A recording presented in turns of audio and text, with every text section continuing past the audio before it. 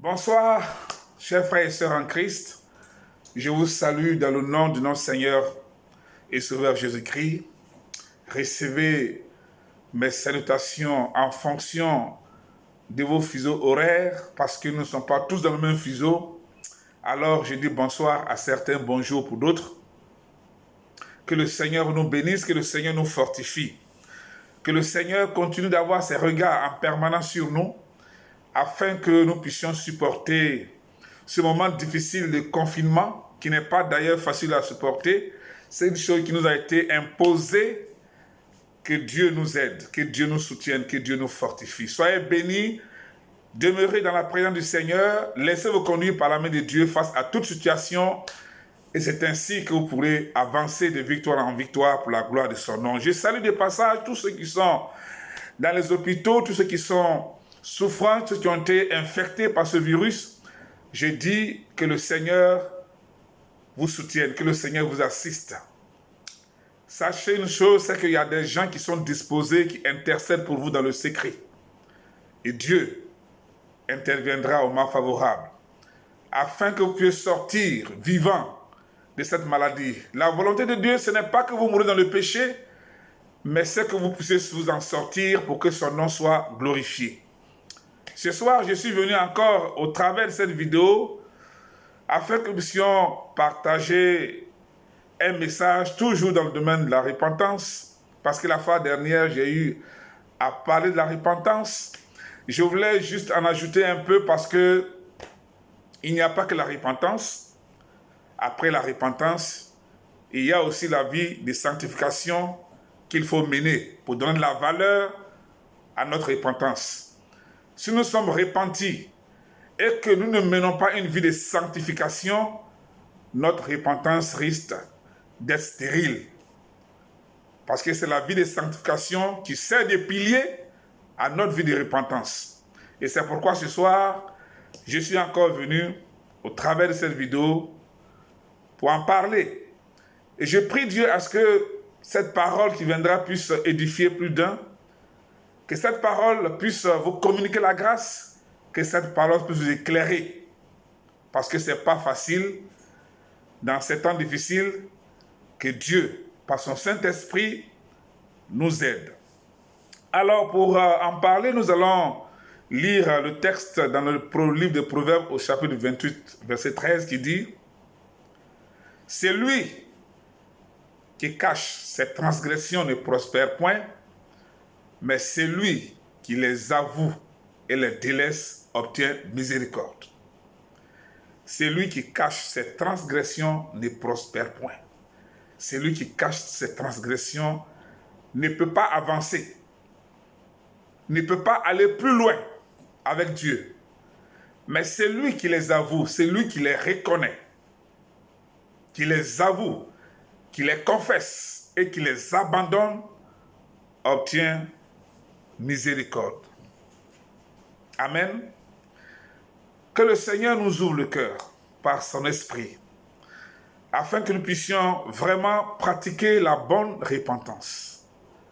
Que nous puissions reconnaître que nous sommes pécheurs. Que nous puissions reconnaître nos transgressions vis-à-vis de la parole de Dieu. Si possible, les énumérer, les confesser une à une et les abandonner totalement afin de pouvoir obtenir miséricorde. La repentance est tellement importante que nos prédécesseurs, Pierre, Jean, Paul, en ont parlé largement dans les écrits. Jean a prêché la repentance pour le pardon de nos péchés. Paul en a prêché, Pierre en a prêché le jour de la Pentecôte. Jésus-Christ lui-même, pendant son ministère terrestre, en a parlé longuement. Dans l'Ancienne Alliance, les prophètes en ont parlé. Parce que la repentance, je peux dire que c'est le départ de la vie chrétienne. Et c'est pourquoi nous, étant aujourd'hui, nous qui sommes la relève de nos prédécesseurs, nous avons le droit d'en parler. Nous ne devons pas avoir peur de parler de la repentance dans nos églises. Nous devons en parler afin de ramener le monde entier à Christ pour que ce monde-là soit sauvé. Et c'est la raison principale pour laquelle Dieu nous a établis dans ce monde comme des leaders spirituels. C'est la raison pour laquelle Dieu nous a envoyés dans ce monde, pour que nous puissions éclairer ce monde au travers de sa parole. Donc, nous ne devons pas avoir peur d'en parler. Amen. Nous devons en parler autant que nous avons la possibilité afin de sauver des vies. Et donc, la repentance, c'est un changement radical. La repentance est un changement complet de direction. La fois dernière, je disais que la repentance, c'est un changement de cœur et d'esprit à l'égard de Dieu et l'acceptation de la parole qui est Jésus-Christ. Et vous êtes sans ignorer que dans la parole de Dieu, il est dit à tous ceux qui l'ont reçu, c'est-à-dire la parole, Jésus-Christ, il leur a donné le pouvoir de devenir enfants de Dieu. À tous ceux qui l'ont reçu. Alors, c'est pourquoi il ne s'agit pas seulement de changer d'esprit et de cœur à l'égard de Dieu, mais il faut accepter la parole qui est Jésus-Christ, afin que cette parole puisse nous transformer. Et c'est pourquoi je dis que c'est un changement de cœur et d'esprit à l'égard de Dieu d'abord, et l'acceptation de la parole de Dieu qui est Jésus-Christ. Donc le changement, la repentance, pardon, c'est le changement radical de chemin, le changement complet. C'est-à-dire, avant que nous nous repentions de nos péchés, nous étions sur un cheminement égocentrique. Mais à partir du moment où nous avons pris la décision de nous repentir, ça veut dire que nous revenons sur le chemin que Christ a tracé et qui mène à Dieu. Donc, en un mot, la repentance, c'est un changement complet, un changement de chemin, une décision que nous devons prendre, non seulement dans le mental, mais aussi dans les émotions et dans la volonté. Elle se manifeste dans 3 aspects. Le premier aspect, c'est le changement dans les pensées. Le deuxième aspect, c'est le changement dans les sentiments. Et le troisième aspect, c'est le changement dans la volonté. La repentance. Et c'est ce que le fils prodigue a appliqué. La Bible dit, lorsque nous lisons la parabole du fils prodigue, la Bible dit, dans Luc 15, à partir du verset 17, la Bible dit, étant entré en lui-même, c'est-à-dire la réflexion, l'intellect, il a raisonné, il a réfléchi, et il a dit, quelle est la raison pour laquelle moi, fils du roi, je suis à cet endroit où il y a les porcs, l'intellect, la réflexion. Étant entré en lui-même, il a réfléchi, il a travaillé sa mémoire, son intelligence. Et il s'est dit, quelle est la raison pour laquelle moi, fils du roi, je suis dans une telle position. Et au verset 18, il dit, je me lèverai. La décision, la volonté. Je me lèverai. Et je partirai vers mon Père. Et je lui dirai, Père, j'ai péché contre toi et contre le ciel. La tristesse, les émotions. La tristesse, le regret, les émotions l'ont amené à aller vers son Père pour reconnaître que ce qu'il a fait, ce n'était pas bon.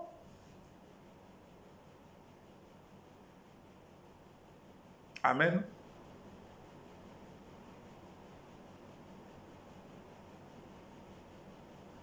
Le fils prodigue a réfléchi, c'est-à-dire dans l'intellect, changement, dans les pensées, il a réfléchi et il a pris une décision.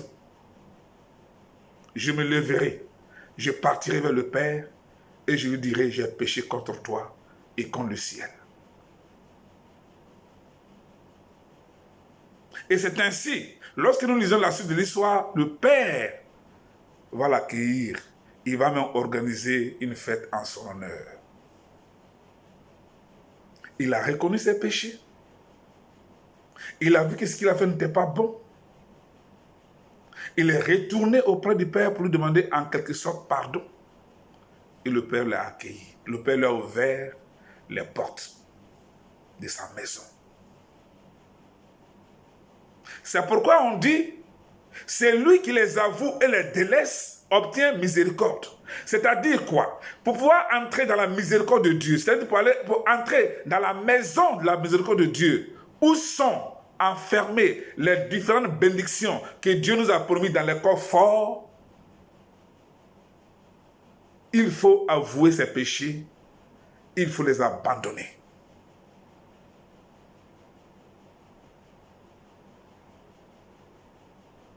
La repentance, lorsqu'elle est pratiquée de la bonne manière, de manière sincère, elle nous donne accès à la clé qui ouvre la maison de la miséricorde de Dieu. Où sont nos bénédictions dans des coffres?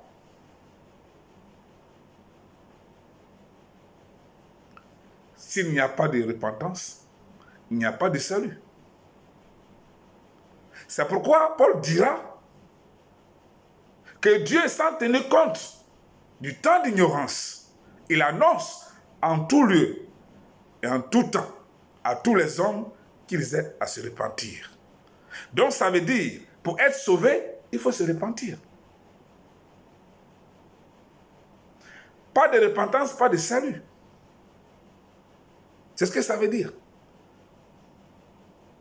Que tous les hommes aient à se repentir pour être sauvés. Voilà l'importance de la repentance. C'est pourquoi j'ai voulu, par cette vidéo, revenir un peu là-dessus avant d'attaquer la sanctification.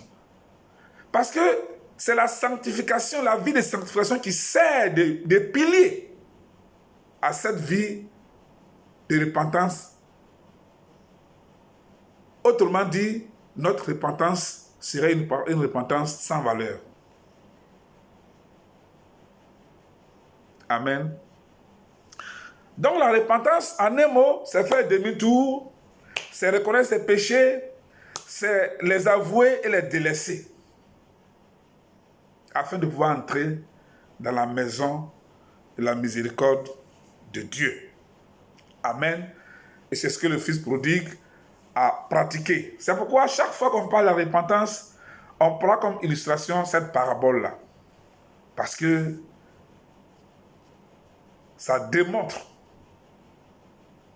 de quelle manière on doit se repentir.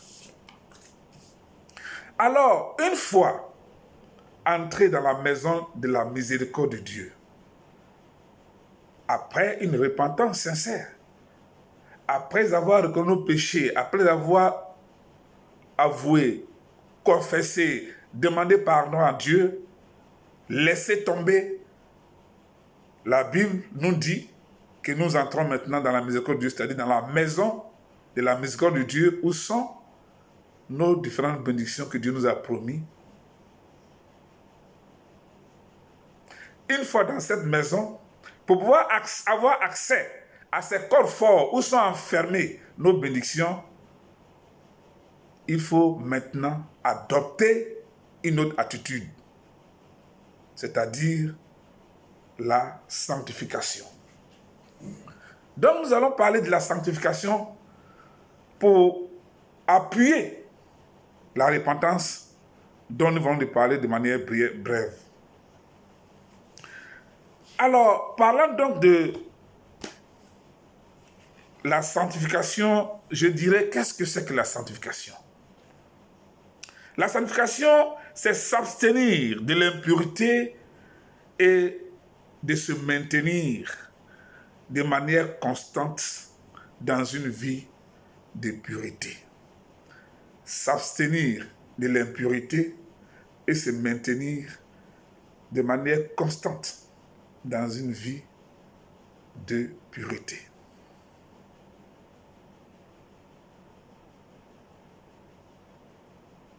Parce que si nous disons que nous sommes repentis, si nous avons reconnu nos péchés, si nous les avons avoués, nous avons demandé pardon à Dieu et que nous avons laissé tomber, c'est-à-dire que nous avons pris la décision de changer notre mental et notre cœur, nos pensées à l'égard de Dieu, et que nous avons accepté la parole de Dieu, nous avons accepté de demeurer dans la parole de Dieu, et que maintenant Dieu nous a ouvert la porte de la maison de la miséricorde, c'est-à-dire que nous devons maintenant adopter une attitude, marcher maintenant dans la sanctification, sans laquelle nul ne verra Dieu. C'est ce que Paul nous a dit dans ses épîtres. La sanctification, c'est la chose de Dieu sans laquelle nul ne verra Dieu. Et je dis, la sanctification, c'est s'abstenir de l'impureté et de se maintenir de manière constante dans une vie de pureté, pour que Dieu puisse prendre plaisir à nous regarder. Et quand on parle de la sanctification, je ne vous dis pas que c'est une chose qui doit se réaliser tout de suite. Non. C'est petit à petit, avec l'aide du Saint-Esprit, que nous pourrons parvenir à cette vie de sainteté pour aller jusqu'à la vie de la pureté. Et c'est pourquoi l'apôtre Paul, quand il parle de la sanctification, il utilise l'expression de progrès en progrès. Avec l'aide du Saint-Esprit, de progrès en progrès. Et donc, la sanctification, on dit, elle revêt deux aspects. Le premier aspect, qui est séparé du péché, séparé de tout ce qui est contraire à la volonté de Dieu. Et le deuxième aspect, c'est mis à part pour faire la volonté de Dieu, bien sûr. Mis à part pour accomplir le plan de Dieu pour lequel il nous appelle.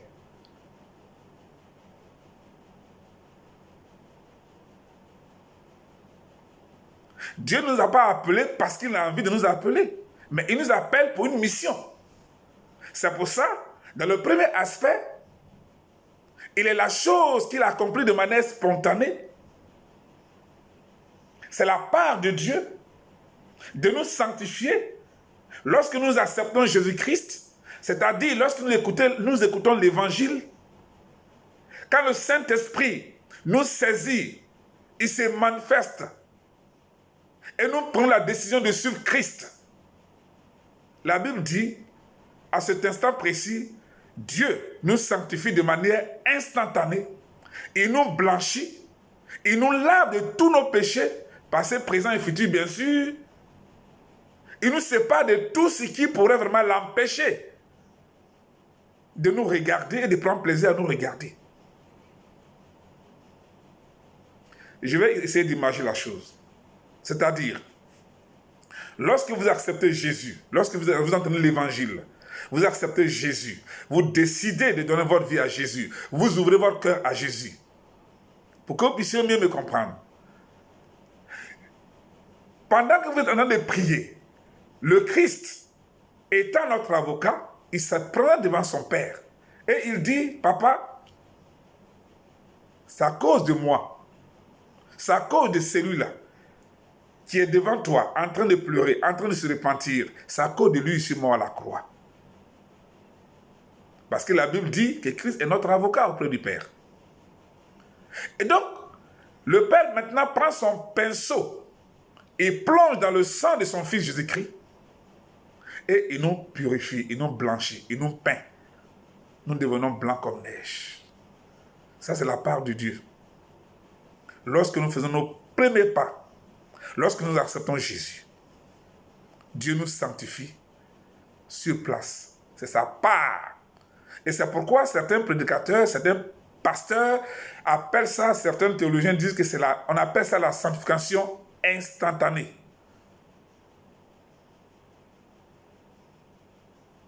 Maintenant, au sortir de là, de ce premier aspect, où nous avons reçu la sanctification instantanée, au sortir de là, nous entrons maintenant dans le deuxième aspect,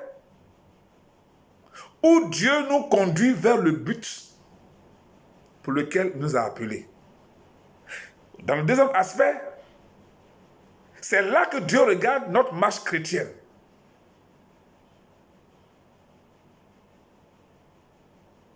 Et c'est pourquoi certains l'appellent la sanctification journalière. Pourquoi? Parce que nous, étant sanctifiés dans le premier aspect de manière instantanée, nous entrons maintenant dans ce deuxième aspect où nous devons maintenant pratiquer la vie chrétienne. C'est-à-dire, tous les jours, nous devons adapter notre comportement, nous devons adapter notre manière de marcher à la parole de Dieu. Pourquoi? Pour que le Saint-Esprit puisse s'allier à nous pour faire le travail qu'il doit faire pour que nous puissions grandir, pour atteindre la maturité spirituelle qui vient de Dieu. Parce que lorsque Dieu nous sanctifie, lorsqu'il nous pardonne tous nos péchés, passés, présents et futurs, ça ne va pas avec notre caractère. C'est-à-dire que le péché ne part pas avec notre caractère. Notre caractère est là. Si nous étions voleurs, le caractère de voleur est là. Si nous étions menteurs, adultères, tout est là. Ça devient une lutte entre l'esprit de Dieu et la chair. Et c'est dans le deuxième aspect que nous allons permettre au Saint-Esprit de s'approprier notre corps, de s'allier à nous pour pouvoir nous tailler, pour pouvoir éliminer tout ce qui est à nous, qui est comme caractère négatif. Et c'est pourquoi on nous demande d'adapter notre vie de chaque jour à la parole de Dieu pour permettre au Saint-Esprit de s'allier à nous. Si nous disons que nous sommes sauvés et que nous demeurons tous dans le péché, c'est-à-dire que nous ne marchons pas selon la parole de Dieu, selon les principes bibliques, le Saint-Esprit, comme son nom l'indique, il est saint, il ne pourra pas nous approcher pour nous façonner, pour nous briser, pour nous courber, pour nous nettoyer, pour que nous puissions grandir pour atteindre la maturité spirituelle qui vient de Dieu.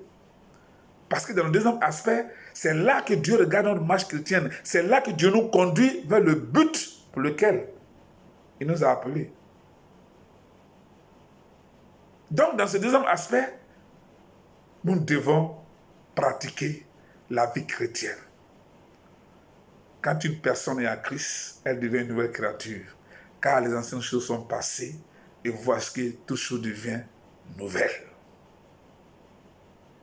Donc, nous devons, dans ce deuxième aspect, marcher en nouveauté de vie. Nous n'avons plus le droit de faire ce que nous avions fait, que Dieu a pardonné dans le premier aspect en nous sanctifiant de manière instantanée. Nous devons marcher selon les principes bibliques maintenant pour que nous puissions demeurer dans une vie de sainteté et puis ensuite dans une vie de pureté. On ne vous demande pas d'être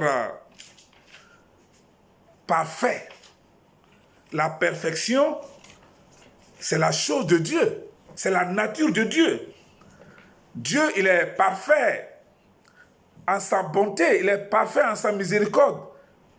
Il est parfait en sa justice. Il est parfait en sa compassion. Il est parfait en son amour. Ça, c'est la nature de Dieu. On ne vous demande pas d'être parfait. Vous ne pourrez jamais atteindre la perfection. Mais au moins, vous pourrez atteindre la sainteté jusqu'à la pureté.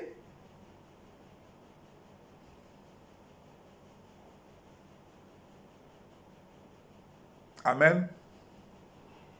Le Saint-Esprit nous aidera à aller de l'avant dans notre marche avec Dieu. Et comme je l'ai dit, la vie de sanctification, ce n'est pas automatique. C'est de progrès en progrès, comme Paul l'a dit, avec l'aide du Saint-Esprit. Seulement, demeurons dans la parole de Dieu, dans la pratique de la parole de Dieu, pour permettre au Saint-Esprit de s'allier à nous, pour nous aider à avancer, parce que Dieu veut atteindre un objectif avec nous. Il a fixé un objectif qu'il veut atteindre avec nous. C'est pour ça qu'il nous a appelés. Laissons donc, permettons au Saint-Esprit de nous aider à vivre cette vie de sanctification sans laquelle nul ne verra Dieu. Et comme je l'ai dit, si nous ne menons pas une vie de sanctification, notre vie de repentance n'aura pas de sens. Elle n'aura pas de sens. C'est après que nous sommes repentis, nous n'allons pas à marcher dans la sanctification et que nous nous retrouvons dans les mêmes assiettes où nous étions autrefois, cela veut dire que notre repentance n'a pas de valeur. Nous serons entrés certainement dans la maison de Dieu, mais nous n'aurons pas accès au coffre où sont installées les différentes bénédictions que Dieu nous a promis. Sans la vie de sanctification, il est impossible.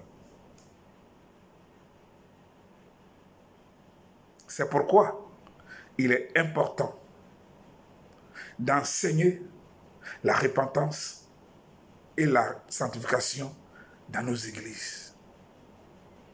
Parce que si nous ne le faisons pas, nous privons nos églises, nous privons nos membres des bénédictions qui émanent de ces deux choses.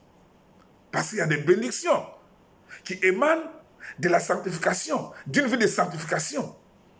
Si nous avons peur de prêcher la repentance et la sanctification dans nos églises, c'est-à-dire que nous avons décidé de priver nos églises de toutes sortes de bénédictions.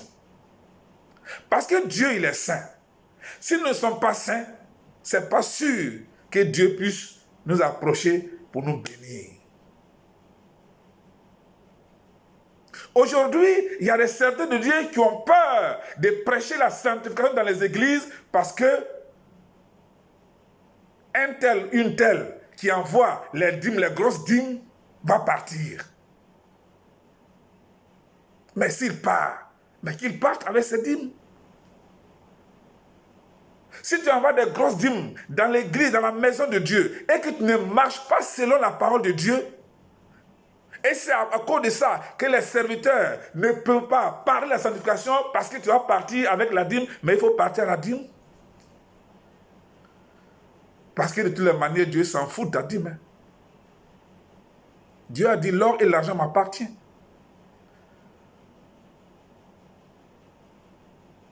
Je me battrai peut-être pour vouloir te ramener. Je me battrai peut-être pour pouvoir le ramener. Parce que c'est une âme qui s'en va pour se perdre. Mais je ne me battrai pas parce qu'il s'en va avec sa dîme. Jamais. Il faut que, en tant que serviteur de Dieu, en tant que pasteur, nous ayons le courage de parler de la sanctification dans la présence de Dieu, dans la maison de Dieu, afin que les bénédictions descendent.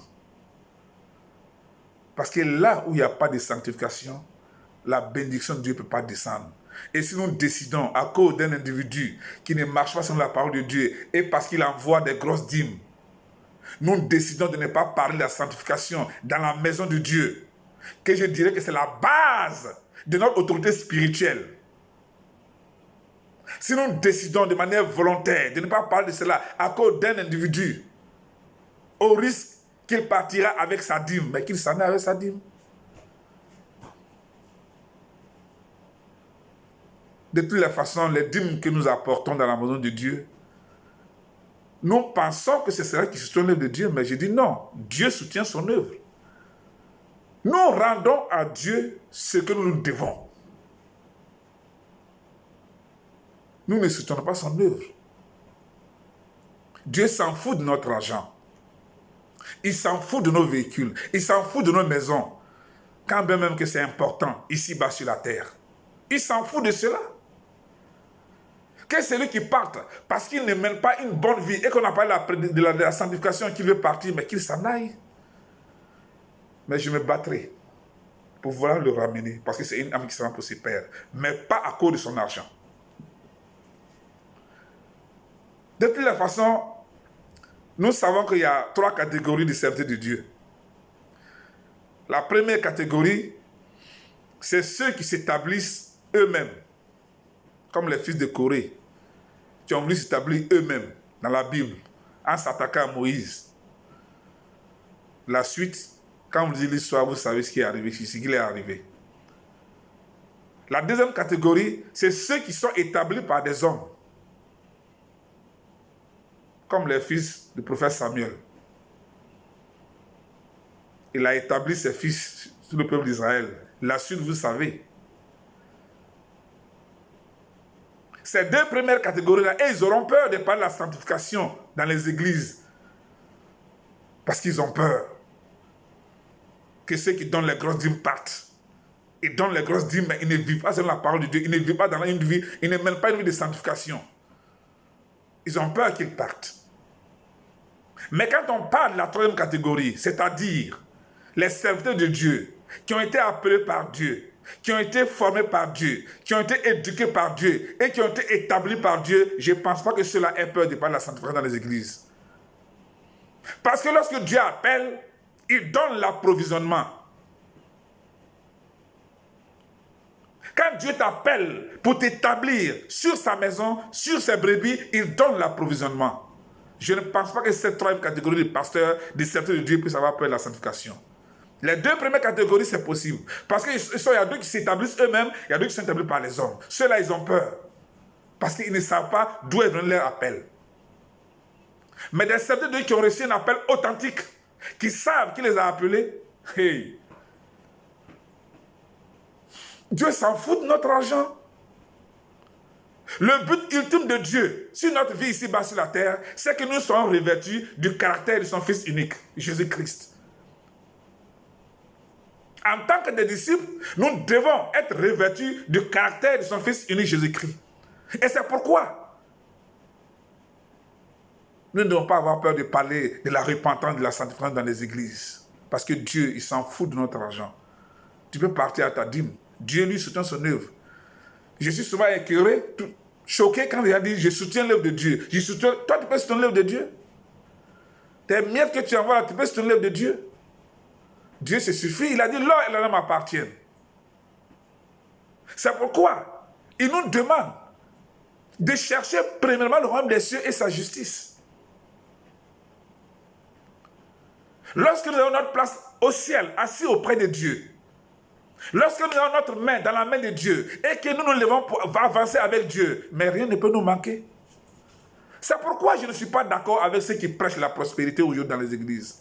Lorsqu'on fait des pas en arrière, dans les années 80, 85, 86, quand on ne parlait pas de l'évangile de prospérité, mais tout marchait. On ne pouvait pas faire n'importe quoi dans les églises. Tu ne peux même faire des querelles. Pendant le week-end, le dimanche, tu ne rentres pas dans l'église. Parce que le Saint-Esprit va te dévoiler. Mais depuis que cet évangile est venu dans les églises, évangile de la prospérité, depuis qu'on... Est-ce que vous qui prêchez l'évangile de la prospérité, est-ce que vous savez que vous brisez la foi des chrétiens? Quand vous faites croire à quelqu'un, à une personne, une femme, que le Seigneur vous envoie, quand le Seigneur vous donne une âme, c'est une âme malade qu'il faut soigner.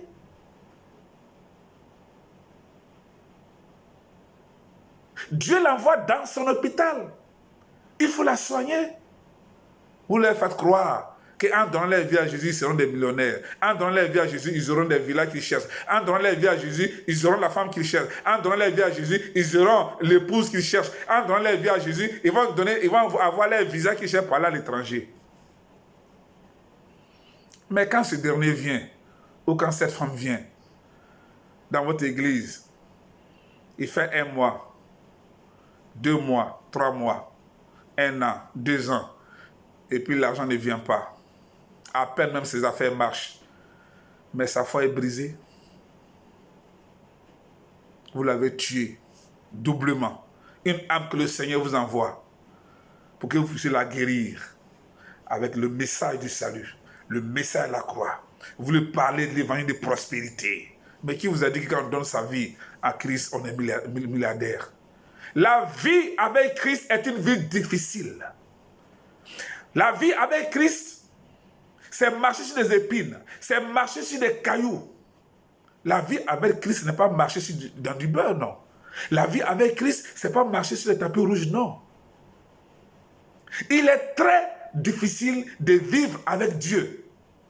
Il est très difficile de marcher avec Dieu, avec Christ. Mais il est impossible de marcher sans Christ.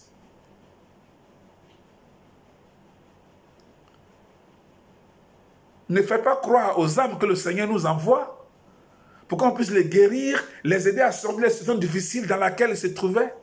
Ne leur faites pas croire que dans la vie avec Christ, c'est marcher dans du beurre. Arrêtez de parler de votre évangile de prospérité qui détruit les âmes. Prêchez la repentance et la sanctification. Ces deux thèmes sont tellement importants que Jésus lui-même en a parlé. Nos prédécesseurs en ont parlé. Dans l'Ancienne Alliance, dans l'Ancien Testament, on en a parlé. Et pourquoi aujourd'hui on doit changer le plan divin des choses?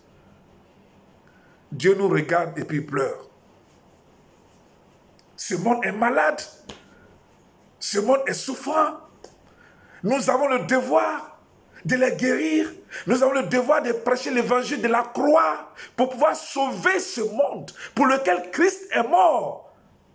Sauver ce monde, c'est la mission qui tient au cœur de Dieu, pour laquelle il nous a appelés, pour que nous puissions prêcher l'évangile de la croix pour sauver ce monde-là. Quel compte allons-nous rendre à Dieu lorsque nous serons devant lui? Quel compte? Le matériel a envahi l'église. Le monde a envahi l'église. Quand Dieu regarde ces églises ici-bas sur la terre, le monde a rempli l'église avec ses activités. Au lieu que ce soit l'église qui remplit ce monde pour parler de la vie éternelle, pour parler du salut, pour parler de la croix, non, c'est le contraire. Nous avons changé l'ordre des choses. Ce n'est pas à ça que Dieu nous a appelés. Frères et sœurs, chers pasteurs, chers bishops, chers évangélistes, ce n'est pas à ça que Dieu nous a appelés. Dieu nous a appelés pour que nous puissions transformer ce monde. Il ne nous a pas appelés pour que ce monde nous transforme. Non.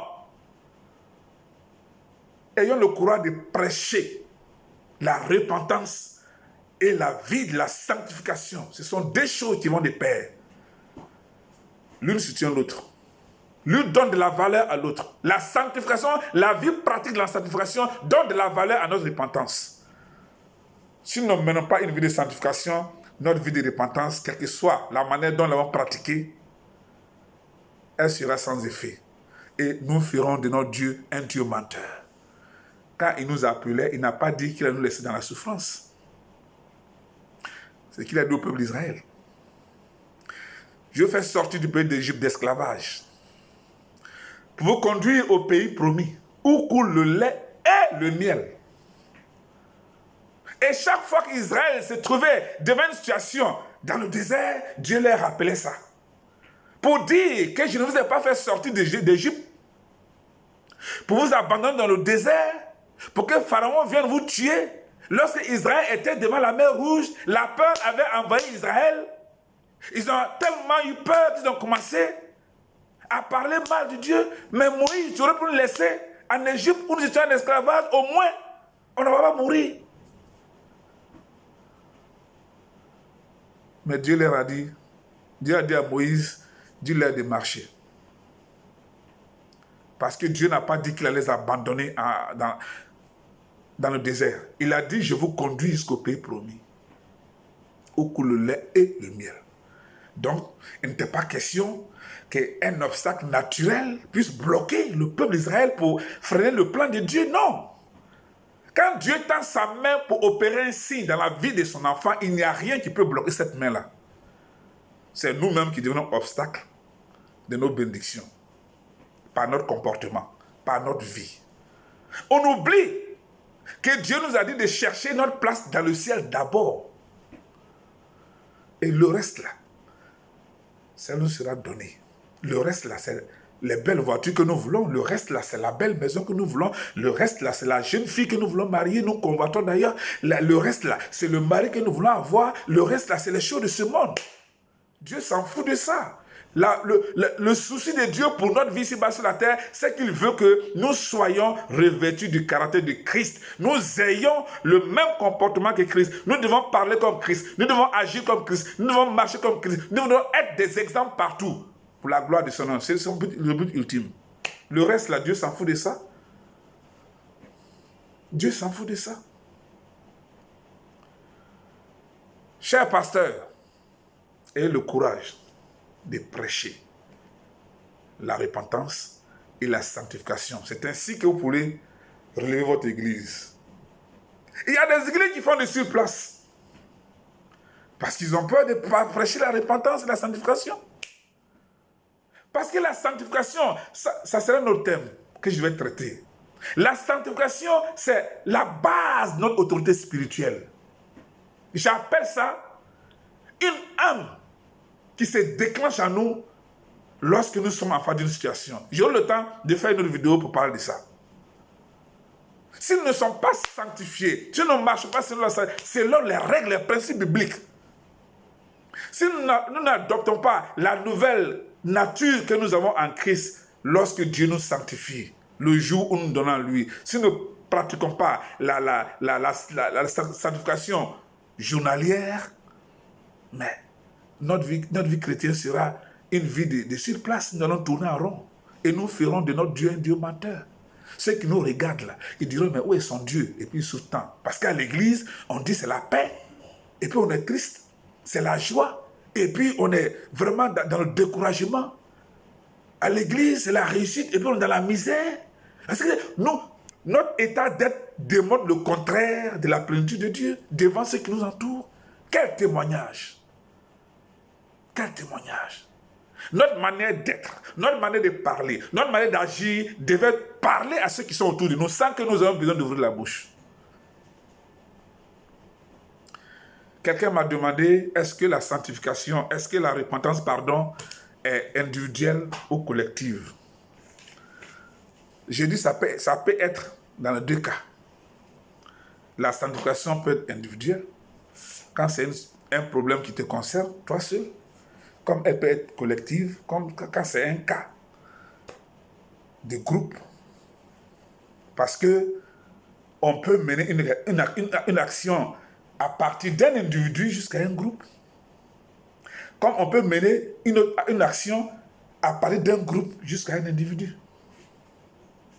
Le cas d'Israël face à Haï. Lorsque Josué a envoyé des gens pour pouvoir espionner et venir lui rendre compte, à leur retour, ils ont dit, oh, 3000 hommes suffiraient pour que nous puissions battre Haï. Mais lorsque nous lisons l'histoire, nous voyons tout à fait le contraire. Israël a été malmené. Malmené. À cause de qui? Caïn. Akan, pardon. À cause de Akan. Qui a péché. Qui a volé des objets. Et comment Dieu a procédé? On a fait approcher tout le peuple d'Israël. Et la tribu de Juda a été désignée. Et quand la tribu de Juda a été désignée, on a fait approcher les familles. La famille de Jirash a été désignée. Et quand la famille de Jirash a été désignée, qu'est-ce qu'il faut faire maintenant? On a fait approcher les maisons. Et la maison de Jadbali. Je n'ai pas le texte sous mes yeux. La maison de Jadbali a été désignée. Et quand cette maison a été désignée, on a fait approcher les hommes. Et Akan a été désigné. D'une tribu, on s'est retrouvé à un homme. C'est pour ça qu'il dit tout à l'heure, on peut mener une action d'un groupe jusqu'à un individu. Le seul péché de Akan, il dit, j'ai vu, j'ai convoité et j'ai pris. Ce seul péché-là a provoqué la faiblesse d'Israël face à Haï. Et Israël a échoué lamentablement. Donc, la repentance peut concerner un individu ou bien un groupe de personnes. Parce que là, tout Israël avait venu se repentir. Bien vrai que Akan a été lapidé, tué, selon l'ordre qu'ils ont reçu de la part de l'Éternel. Akan, il a pris le coup, mais finalement, c'est tout Israël. Donc, il est nécessaire pour tout le monde, de manière individuelle, que nous puissions nous repentir et ensuite mener une vie de sanctification. Parce qu'on ne le veut pas. L'église locale est constituée de familles. Je vais prendre un exemple banal pour vous éclairer un peu. Si par exemple, ma famille se repent de ses péchés et qu'elle mène une vie de sanctification, la famille de M. X se repent de ses péchés et qu'elle mène une vie de sanctification, la famille de M. Y se repent de ses péchés et qu'elle mène une vie de sanctification, lorsque nous allons nous retrouver dans notre église locale, si notre église locale est formée de ces trois familles-là, moi je sors de chez moi avec ma lampe allumée, qui glorifie le nom de Dieu. X, M. Y et X sort de chez lui avec sa lampe allumée, qui fait honneur à Dieu. Y sort avec sa lampe allumée, qui glorifie Dieu. Et puis on se retrouve dans le bâtiment, c'est dans notre église locale. Vous voyez déjà ce qu'il va faire. Les trois lampes allumées, ça sera la manifestation puissante de Dieu dans cette église locale. Parce que ce sera une église sanctifiée. Dans une telle église, même par la loi simplement, on peut obtenir des guérisons sans qu'on ait besoin d'imposer les mains. Parce que quoi? Dieu, il siège dans la louange. Mais pas dans n'importe quelle louange. Dieu siège dans la louange qui sort des cœurs purs. Et comme ces trois familles sont trois familles sanctifiées, sont trois familles qui ont des cœurs purs, alors si ces trois familles qui forment une église locale, par exemple, se mettent à chanter, alors Dieu descendra. Et il va opérer des signes, sans même qu'on ait besoin d'imposer des mains aux malades. Parce que Dieu siège dans la louange, mais pas dans n'importe quelle louange. Il siège dans la louange qui sort des cœurs purs. Pour vous montrer l'importance de la vie de sanctification. Une église puissante est une église où la sanctification est enseignée et observée par les fidèles de cette église-là. C'est pourquoi nous avons le devoir d'enseigner la repentance et la sanctification parce que c'est très important.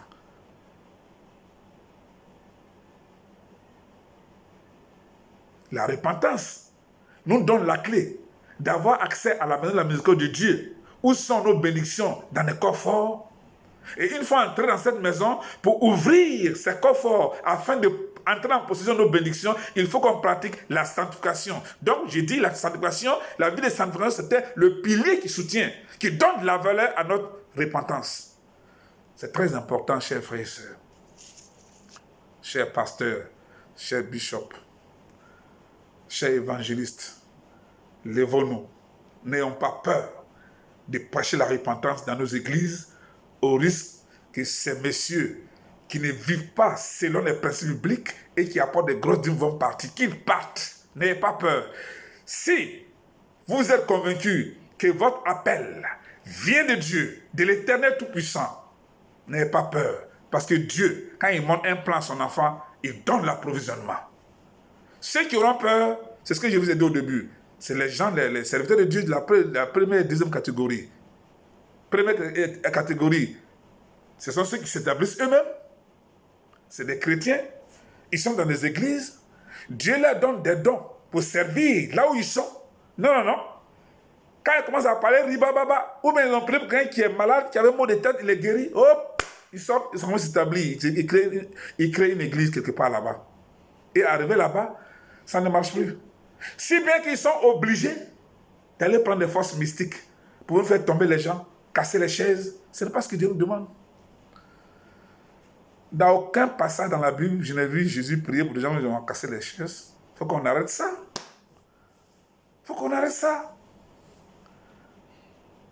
Arrêtez de suivre ces gens, des serviteurs de Dieu, qui s'en vont têter les seins des vieilles femmes quelque part là-bas.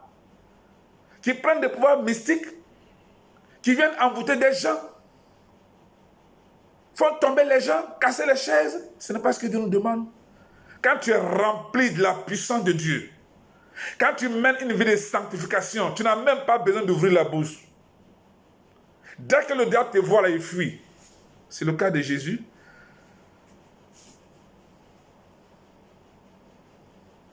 Prêchons la repentance et la sanctification. N'ayez pas peur. Dieu ne vous abandonnera pas. S'il vous a confié une mission, il va donner l'approvisionnement. Allons. Faisons la mission de Dieu.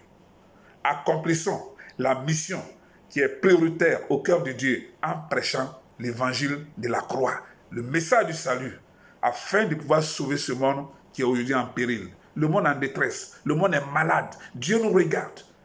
Dieu nous observe. Quand il nous regarde, il regarde dans les églises. Mais c'est pour ça que Dieu nous a établis.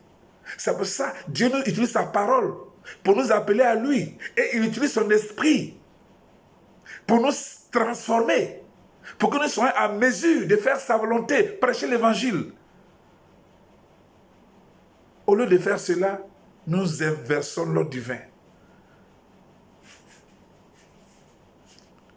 Sachant que c'est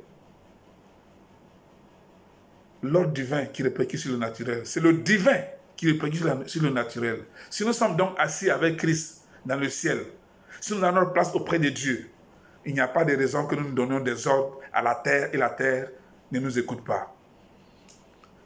Joseph, quand il était dans la main de Potiphar, ce n'est pas parce qu'il était dans la main de Potiphar que tout prospérait par sa main. Il est venu dans la main de Potiphar à sa bénédiction. Dieu l'avait béni et il avait la crainte de Dieu. Il vivait une vie de sanctification. Un homme comme ça, à lui, rien n'est impossible. Dieu nous a appelés, il nous a bénis pour que nous puissions donner cette bénédiction aux autres. Lèvons-nous et allons-y. N'ayez pas peur, prêchez la vérité afin de sauver ce monde. Parce que vous aurez des comptes à rendre. Ne soyez pas surpris que Dieu vous dise, je ne vous connais pas. Arrêtez de suivre ces prophètes qui donnent des prophéties barbares, où ils donnent le numéro de téléphone, la date de naissance des gens, même qui sont morts. Tout est dit dans la Bible. Ils viendront vers vous en des tenues d'agneau, alors que c'est des faux prophètes. Vous les reconnaîtrez par leurs fruits. Chers frères et sœurs, si vous m'écoutez ce soir, prenez la décision de courir après Christ. Ne courez pas derrière l'homme. Ne courez pas après un prophète. Ne courez pas après un prophète. Ne courez pas après moi. Mais courez après celui dont je vous parle, c'est-à-dire Jésus. Donnez votre vie à Jésus. Permettez à Jésus de posséder votre cœur par la présence de son esprit en nous. Et il nous conduira de victoire en victoire. Avec lui, tout est possible. Avec Jésus, tout est possible. Lèvons-nous. Faisons comme Dieu nous demande de faire. Menons une vie de sanctification en observant la parole de Dieu. Parce que la sanctification, c'est demeurer dans la lumière. C'est marcher dans la vérité. C'est demeurer en Christ. C'est sanctifier Christ tous les jours dans notre cœur. Marcher dans la lumière. C'est cela qui consiste la vie de la sanctification. Marcher dans la lumière. Marcher dans la vérité. Demeurer en Christ. Sanctifier Christ tous les jours dans notre cœur. Ça veut dire quoi? Laisser la première place à Christ dans notre vie. Dans tous les domaines de notre vie, laissons Christ prendre la première place. C'est ainsi que tout ira bien pour nous, afin que, à la fin de notre voyage, ici-bas sur la terre, que nous soyons heureux de nous retrouver dans le Père, parce que le compte rendu sera sans faute et Dieu nous bénira. Il vous dira, entre dans la gloire de ton Maître. Que Dieu vous bénisse, qu'il vous donne la force de chercher sa face tous les jours. Ne courez pas après les faux prophètes. Ne courez pas après les pasteurs. Ne courez pas après les hommes de Dieu. Mais courez après celui dont il vous parle. Cherchez Dieu de tout votre cœur, de toutes vos pensées, de toutes vos forces. Dieu a établi des hommes dans ce monde-là pour vous. Je ne parle pas de l'église universelle après l'enlèvement, non. Ça, Jésus s'occupe de ça. Mais je parle des églises locales où vous êtes. Écoutez de manière attentive les serviteurs de Dieu qui sont là et qui vous enseignent la vérité. Je ne dis pas que ceux qui vous enseignent, ceux qui vous parlent de l'évangile de la prospérité, ce n'est pas d'eux que je parle. Je parle des serviteurs authentiques de Dieu qui ont été appelés, formés, établis par Dieu sur vous. Écoutez-leur. Mettez en pratique ce qu'ils disent. Marchez, pratiquez la vie de la sanctification et vous verrez si Dieu ne vous ouvre pas la porte de toutes sortes de bénédictions. Ne courez pas après les prophètes qui sont là, qui donnent le numéro de téléphone. Et il reste même, ils vont donner le numéro de matricule de certaines personnes. Ils donnent le numéro de téléphone des gens qui sont morts. Vous reconnaissez-les par leurs fruits. Et quelqu'un qui dit qu'il est prophète, tu es avec lui, tu marches avec lui 1 an, 2 ans, 3 ans, rien ne va. Tu fais du surplace. Mais hey, que le Seigneur vous bénisse. Qu'il vous donne la force de demeurer dans sa présence de tous les jours, afin que son nom soit glorifié dans votre vie. Amen.